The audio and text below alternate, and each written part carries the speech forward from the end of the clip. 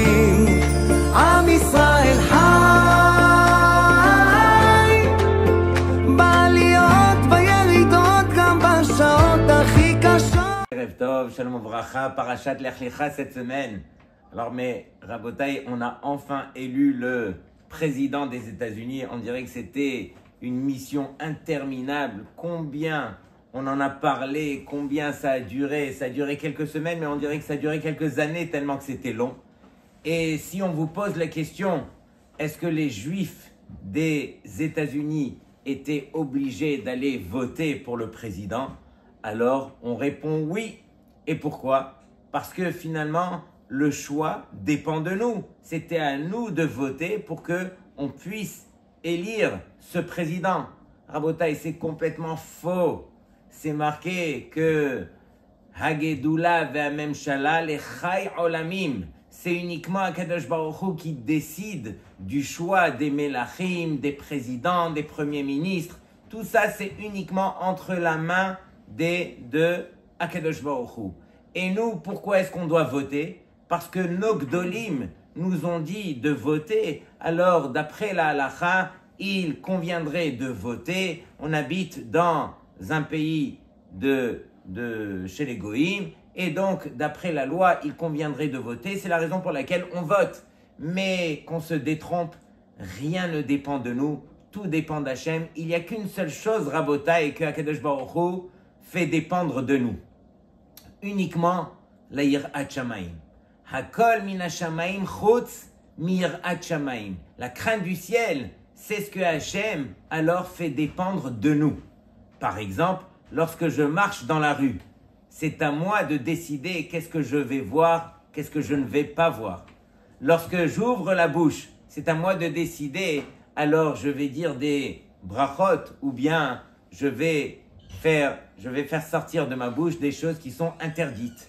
Ainsi de suite, pour la cacheroute, etc. Donc toute la yirat shamayim, c'est uniquement cela que Akadosh Baruch Hu fait dépendre de moi. À nous de réfléchir à ces choses-là, Rabotai, et de ne pas se laisser emporter. Bien sûr qu'on remercie Hachem que Trump est passé, puisque c'est un fervent ami des Béné Israël, mais encore une fois, on ne va pas mettre notre confiance sur un homme, même s'il était juif, alors on ne doit pas être botéach, on ne doit pas faire confiance à un homme, et à plus forte raison lorsqu'il s'agit d'un homme qui est goy. Et donc, Rabotai, nous on ne fait confiance uniquement envers Hachem. Mais on sait que Hachem a choisi celui qui, Bezrat Hachem, essayera d'aller dans le sens de Israël. C'est tout ce qu'on souhaite, que le Béné Israël il puisse s'en sortir de la meilleure façon et que le monde puisse retrouver un petit peu sa direction de la bonne façon. C'est la raison pour laquelle, Rabotai, regardez ce que la paracha vient nous enseigner. Vayomer Hashem el Avram lech lecha me'artzecha u'mimoladetecha u'mibet avicha el haaretz asher ar'eka. Directement, notre paracha, elle commence par les nisyonotes, par les épreuves. Et on sait que on a appelé Avram Avinu, notre père, uniquement à partir du moment où il a commencé à surmonter les épreuves. C'est marqué Be'asara nisyonot nitnasa Avraham Avinu. C'est à partir de là qu'on l'a appelé Avinu. Et qu'est-ce qu'on a gagné? On a gagné que nous, on est considérés comme ses enfants. Tout ce que Avraham s'est battu à traverser, à surmonter, il a justement fait hériter à ses enfants. Lorsque Rabotai, on se retrouve devant une épreuve, alors il faut réaliser qu'à l'intérieur de nous, on a cette force qui nous a été accordée justement par Abraham, qui est à l'intérieur de nous, et on a toute la force de pouvoir surmonter les épreuves. C'est vrai que tous les jours, on demande à Hachem qu'il ne nous amène pas à Yédé Nisayon par les épreuves. Pourquoi? Parce qu'on ne sait pas comment on va réagir. Le Yetzer Hara, des fois, il nous tente, il nous fait trébucher, etc. Donc, on lui demande, s'il te plaît, ne nous amène pas. Mais si toutefois, il nous amène, alors Akadosh Baruch Hu, le seul intérêt qu'il a de nous faire traverser les épreuves, c'est justement pour nous faire monter de niveau. Pour retrouver dans Nisayon, il y a le mot Nes, pour retrouver le miracle qui est à l'intérieur de nous, qui nous permettra de monter et justement d'atteindre des niveaux qu'on n'aurait jamais atteints en dehors du Nisayon que Akadosh Baruch Hu nous a accordé. Et lorsque on commence la paracha, on voit que Akadosh Baruch Hu, il dit à Abraham, Lech lecha, ça y est, quitte ton pays, quitte ta maison, quitte toutes tes habitudes. Et on sait que c'est une des choses les plus compliquées. Un homme, il a besoin de rester chez lui, il a besoin de garder ses repères, il a besoin d'être à l'aise dans sa vie. Et du jour au lendemain, prendre tout, ne pas savoir où aller, alors bien sûr que ça reste un grand nisayon. Or ici, tout le monde pose la question, pourquoi? Parce que Akadosh Baruch Hu, directement, il accompagne le nisayon avec la récompense. Il lui dit, Ve'eresra le goy gadol, je ferai de toi là-bas, là où tu iras, je ferai de toi un grand peuple. Va'avarechecha, et je te bénirai à tous les niveaux, tu auras la richesse. Va'gadela shemecha ve'hye beracha. Plus que cela, c'est-à-dire que ici tu n'as pas eu d'enfants, là-bas tu auras des enfants. Et donc c'est évident que tout celui qui va écouter cela de nul autre que de la bouche d'Hachem et qui sait qu'il n'a pas tout cela ici, alors il va courir pour aller accomplir la volonté d'Hachem. Où est le Nisayon? Si on remarque bien, il y a marqué dans la Torah 2 fois la même expression de Lech Lecha. Normalement, dans notre paracha, Akadosh Baruch Hu, il aurait dû dire Vayomer Hashem el Avram Lech, va me'artzecha u'mimoladetecha. Pourquoi tu as dit Lech Lecha? De même, dans la paracha de Vayera, alors on le sait, il y aura la Akedat Yitzhak. Alors là-bas aussi, c'est marqué Lech Lecha el Eretz Hamoria. Et le Midrash de nous faire remarquer que finalement, entre les 2 Nisyonot, entre le Nisayon de Lech Lecha me'artzecha et le Nisayon de Lech Lecha pour aller faire la Akedat Yitzhak, on ne sait pas lequel entre les 2 est supérieur, est plus difficile. Et donc, le Midrash de conclure que du fait qu'il est marqué là-bas, dans Akedat Yitzhak, c'est marqué Har HaMoria et on fait référence au Beth Amikdash, donc sûrement que le Nisayon de Har HaMoria est plus élevé que celui de Me'artzecha. Mais Rabotai, on se pose la question, mais il n'y a aucune comparaison entre les 2 Nisyonot. Ici, tu vas quitter, c'est vrai, ça va être difficile, tu vas quitter ta maison, mais on t'a accordé, on t'a assuré un petit peu tout ce que tu vas recevoir, pendant que là-bas, c'est aller prendre ton fils que tu as eu à l'âge de 100 ans et de le sacrifier pour l'amour d'Hachem. On se demande, mais où est la comparaison? Rabotai, si je vous pose la question, qu'est-ce qui est plus difficile? De jeûner le jour de Yom Kippour, les Shem Shamaim, ou bien de manger le repas, le bon repas du Shabbat, tous les Shabbats? Qu'est-ce qui est plus compliqué? Alors, si vous réfléchissez, vous allez comprendre que la réponse, elle est évidente. C'est beaucoup plus difficile de manger Shabbat, l'Irvot Shabbat. Lorsque je mets la première bouchée dans la bouche le vendredi soir, lorsque je suis affamé et que je le fais les Shem Shamaim, c'est très compliqué. Parce que lorsque directement on arrive et le repas est bien servi, il sent bon et on a l'occasion de mettre enfin dans la bouche, alors directement on a envie de le faire pour notre intérêt. Vient nous dire la Torah, mais non, tu dois le faire d'Irvot Shabbat, Oneg Shabbat. Pendant que de jeûner le jour de Yom Kippour, il n'y a pas plus les Shem Shamaim que de jeûner à Yom Kippour. Et donc ici, Rabotai, si je vous refais un petit peu la comparaison, lorsqu'il a été pour sacrifier son fils, il n'y a pas plus les Shem Shamaim que d'aller sacrifier ton fils. Mais ici, le fait de quitter ta maison, le fait d'enlever tous tes repères pour suivre Hachem, tu vas aller le faire de cette façon. Ça va être très difficile pour toi de le faire, les Shem Shamaim. C'est la raison pour laquelle, alors, on comprend un petit peu la difficulté que le Midrash nous fait remarquer que c'est assez compliqué de quitter son pays. Et plus que cela, c'est marqué ici, Vayomer Hashem el Avram. Hachem s'est adressé avec un langage de Amira, un langage qui est Raka qui est doux. Mais en fin de compte, à la fin, la Torah vient témoigner que Avraham Avinu, il a écouté la voix d'Hachem, Kacher Diber Elav Hashem, comme Hashem lui a dit. Mais là-bas, on parle de Dibour. Dibour, c'est un langage qui est difficile, qui est caché. Pourquoi? Pour nous faire réaliser qu'Avraham Avinu n'a pas fait cela pour recevoir les cadeaux, pour recevoir les honneurs, etc. Avraham Avinu s'est détaché complètement de la Amira, du langage qui était doux, des cadeaux, etc. Et il ne l'a fait que les Shem Shamaim parce que Akadosh Baruch Hu lui a demandé de faire. Et donc c'est ça la grandeur. La grandeur, elle, se mesure justement dans l'intention. Lorsque tous les jours, on se confronte à une action qu'on vient pour faire pour Hachem, est-ce qu'on le fait les Shem Shamaim ou on le fait pour notre intérêt? Il faut essayer de réaliser et de mesurer encore une fois, à chaque fois qu'on fait une action, où est la part du Leshem Shamaim? Où est la part de l'intérêt? Où est la part de est-ce que je le fais parce que j'ai peur de la punition? Je pense au Gan Eden? Ou bien je le fais uniquement purement détaché de toute récompense et de tout ce qu'on peut imaginer et je le fais uniquement purement parce que c'est Hachem qui nous ordonne de le faire. Et donc Rabotai, c'est quelque part le vrai Nisayon que Avraham Avinu a dû surmonter. Est-ce que je le fais les Shem Shamaim ou pas? C'est ce qu'il nous a transmis. Donc on a ce niveau de pouvoir ressembler à Abraham et d'arriver à faire les choses quelque part les Shem Shamaim. Rabotai, lorsque finalement Akadosh Baruch Hu, il a bien sûr, il a tendu une autre épreuve à Abraham où sa femme Sarah, elle a été prise par le roi Paro et donc c'est marqué là-bas que Veheemin Bashem Vayarshevea Lol Tzedaka.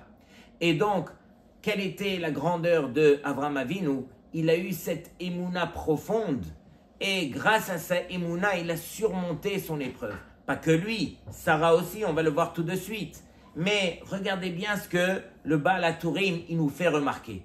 Il nous dit que ce langage de Vayarshevea Lol Tzedaka, il lui a considéré comme étant une tzedaka, alors c'est marqué dans deux autres endroits ce même terme. Le Baal HaTurim, il nous dit comme ça. Hacha ve'idach vayarshevea lezona gabe Tamar. On se rappelle de l'épisode entre Yehuda et Tamar. Alors Yehuda, il a considéré Tamar qu'ezona. Mais là-bas, on emploie le même terme, vayarshevea. Un autre endroit aussi, où Eli, il a considéré Hana Keshikora comme une femme qui était sous. Vayarshevea Eli les Shikora. Et donc dans ces deux endroits, alors les deux femmes ont été récompensées. Pourquoi? Parce que on les a soupçonnées de quelque chose, mais réellement elles pouvaient se justifier et elles ne l'ont pas fait. Alors justement, Akadosh Baruch Hu récompense pour cela. Sur cela, Amar Rabbi Yossé, Yehe Helki, que ma part elle soit, Imi Shechoshdim Oto Ve'enbo. Parmi ceux que on soupçonne, mais que finalement ils n'ont rien à se reprocher. Et combien de fois dans la vie ça peut arriver où malheureusement on nous accuse, on nous soupçonne, mais en fin de compte, on n'a rien à se reprocher. Laissez faire les choses et vous allez voir combien la tzedaka, combien Akadosh Baruch Hu vous le rendra. Et donc c'est marqué que She'are Tamar, Bishvil Shechashda Yehuda, du fait que Yehuda a soupçonné Tamar, Zarta Veyatsa Mimena, elle a mérité et descendu d'elle, Peretz Vezarach, Sheyatsu Mehem Melachim Uneviim, que sont sortis d'eux alors des rois et des prophètes. Regardez bien, lorsque on se tait, lorsque on accepte ce que Akadosh Baruch Hu, il a mis devant nous dans notre vie et qu'on l'accepte, qu'on le vit pleinement, Akadosh Baruch Hu va yarshevea lo tzedaka. Il va lui rendre comme étant une tzedaka. De même, Hana, bishvil shechashda Eli, Zarta veyatsa mimena Shemuel, du fait que Hana n'a rien dit et qu'on l'a soupçonné à tort, alors elle a mérité qui? Shmuel. Shmuel qui était Keneged, qui avait la valeur de Moshe et Aharon. Bishvil shenechshedu les zona ou les shikora, nechshav lahen les tzedaka. Donc, on a considéré donc cela comme une tzedaka qu'on fera pour celui qui normalement pourrait se justifier, mais ne le fait pas. Et donc, Rabotai, ça nous pousse à essayer de comprendre le problème qu'il y a lorsque on parle que tout dépend du mazal. On sait que Avraham Avinu, alors, combien il a prié avec sa femme Sarah, et tous les deux n'étaient pas aptes à pouvoir enfanter. Et on sait que tout dépend du mazal. Regardez bien ce que je vais vous lire. C'est marqué que Akadosh Baruch Hu, il a accordé à tout homme de pouvoir enfanter, mais cela dépend uniquement du mazal qu'il a reçu par rapport à son shoresh nishmato, par rapport à la racine de son âme. Hakol talui bemazal ve'afilu sefer Torah shebaechal. Comme ça, le Zohar dans Parashat Naso, il dit, qui veut dire que la vie, la parnassa, les enfants, tout dépend du mazal. Et le Zohar vient nous dire que ça ne dépend pas de nos srouyot, de nos mérites. Et donc, la Gemara, elle a fixé, par rapport à ce qui est marqué dans le Zohar, la Gemara dans Moed Katan, elle dit comme ça. Im ha'adam nolad bemazal shel osher. Si l'homme est né sous, justement, le mazal de la richesse, ha'osher yirdof oto. La richesse, elle va le pourchasser, elle va le poursuivre. Kol hayav, toute sa vie. Avraham Avinu nolad bemazal bo hu lo yuchal lizkot bayeladim le'olam. Mais Avraham Avinu, il est né sous le mazal où il ne pourra jamais mériter d'enfant. Et donc, la question, elle se pose, est-ce que l'homme sur terre, il a cette possibilité de pouvoir changer le mazal, ou bien une fois que le mazal lui est attribué, alors il ne peut plus rien faire? Qu'est-ce qui se passe? Est-ce qu'un homme peut arriver à surmonter son mazal, à changer son mazal? Alors sur cela, écoutez bien la réponse du Tosfot. La réponse du Tosfot se trouve dans Moed Katan Daf Kafret, et le Tosfot, il dit comme ça. Il dit Omrim ki mazal yachol leishtanot al yedei zchut gedola. Le mazal, il peut changer, mais uniquement grâce à une seule chose, par rapport à un grand mérite. Et quel est le mérite qui permettrait de changer le mazal? Bekocha shel ha'emuna, uniquement grâce à la force de la emuna et du bitachon, sheboteach ha'adam babore olam. Lorsque un homme, il a confiance en Akadosh Baruch Hu, alors grâce à cette confiance, alors Akadosh Baruch Hu est prêt à lui changer de mazal. C'est la raison pour laquelle Vehe'emin ba'Hashem vayachsheveh alot tzedaka. Et donc, c'est exactement ce qu'on dit ici. On dit que le mazal de l'homme est bon lorsque, justement, il a son bitachon parfait envers Akadosh Baruch Hu. Et donc, sur cela, regardez bien, Rabotai, lorsque Sarah s'est fait prendre par qui? Par Paro. Et donc, elle est restée chez Paro. On peut imaginer, il y en a qui disent qu'elle est restée une semaine, il y en a qui disent qu'elle est même restée jusqu'à 6 mois. Et donc, Rabotai, Sarah, elle était toute seule et elle parlait avec Hachem. Elle disait à Hachem, Boré Olam, tu as promis à Avraham Avinu de pouvoir s'en sortir. Mon mari, il va s'en sortir. Mais moi, je n'ai reçu aucune promesse.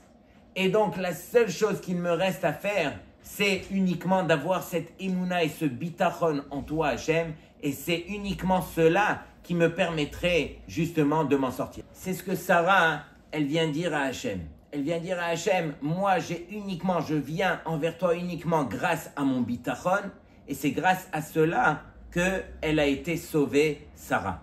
Et sur cela, alors les Mefarshim, ils disent, Mi shema amin ou batuach she Hashem yoshia oto, celui qui est ma'amin, qui a la croyance, et qui est sûr que Hashem va le délivrer, yoter gadol me adam she zacha le avtacha. Il est encore plus grand que celui que Akadosh Baruch Hu, il lui a fait la promesse de le sauver. Donc quelque part, le mérite de Sarah, il dépassait même celui de Abraham.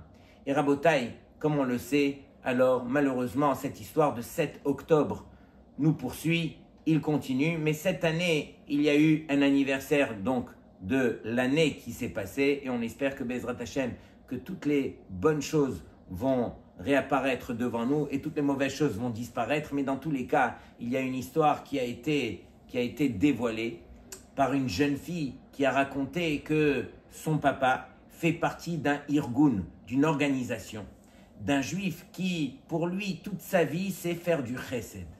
Et donc, il a associé à lui beaucoup de magasins, de gens qui sont dans le domaine. De quoi est-ce qu'il s'agit? Il arrive tous les vendredis au Kotel et il offre une marchandise de plus de 30 000 $, où il fait des cajots avec un petit peu de tout pour Shabbat, et tous les gens nécessiteux, ou bien tous les gens qui sont dans le besoin, alors ils viennent et ils distribuent.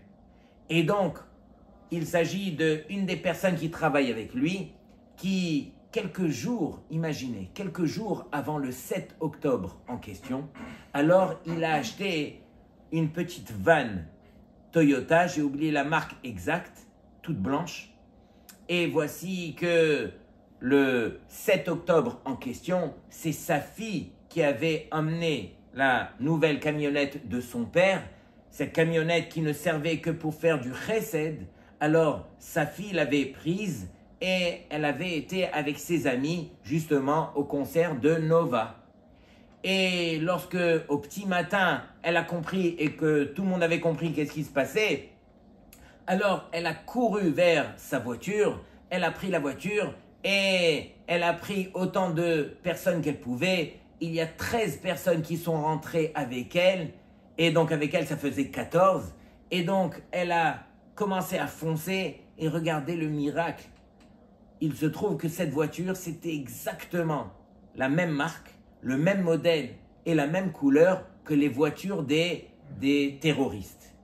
Vous vous rappelez, dans les films, on voit une voiture blanche comme ça avec un pick-up. Et donc, cette voiture, elle l'a prise et elle commence à conduire. Et il se trouve qu'au milieu de la route, juste avant qu'elle ne rencontre justement le barrage de tous ces terroristes qui attendaient à ce moment-là, alors la plaque d'immatriculation de la voiture, elle tombe. Vous avez déjà vu une plaque d'immatriculation tomber? Pendant que la voiture roulait, la plaque est tombée. Lorsqu'ils sont arrivés devant le barrage, ils étaient sûrs qu'ils allaient mitrailler sur eux. Et comme ils ont vu la même voiture, la même marque et pas de plaque d'immatriculation comme eux, alors ils ont dit non, ils font partie de nous. Et donc, imaginez le miracle, ce sont les terroristes eux-mêmes qui ont conduit cette voiture, qui leur ont permis d'atteindre la route et qui les ont escortés pour qu'ils puissent s'en sortir. Et donc, regardez la main d'Hachem lorsque Akadosh Baruch Hu, il a accordé un miracle à celui qui habite à Chon, qui fait du chesed. C'est uniquement une voiture comme ça qui était réservée pour faire du chesed, comme on l'a dit, avec autant de gens qui en profitent tous les Erev Shabbat, que Akadosh Baruch Hu, il a dit non, cette voiture, elle a été achetée des Shem Shamaim, et c'est uniquement grâce à ce grand mérite qu'on pourra sauver autant de monde. Donc Rabotai, celui qui habite à Chon, Akadosh Baruch Hu, il lui accorde. Et celui qui habite à Chon, encore plus que cela, retenez qu'il sera au-dessus de son mazal. Même si le mazal dans lequel il est né, alors il était quelque part bloqué par rapport à telle et telle chose, celui qui habite à Chon en Hachem, Akadosh Baruch Hu, il lui permet de surmonter son mazal. À nous de réaliser un petit peu, voilà tout ce qu'on est en train de vivre, et que lorsque on a l'occasion, on a la possibilité de faire une mitzvah, alors qu'on réfléchisse un petit peu, où est ma part du Leshem Shamaim? Où est ma part de ce que j'ai choisi de faire pour Hachem? À nous de réfléchir. Shabbat Shalom Lekulchem.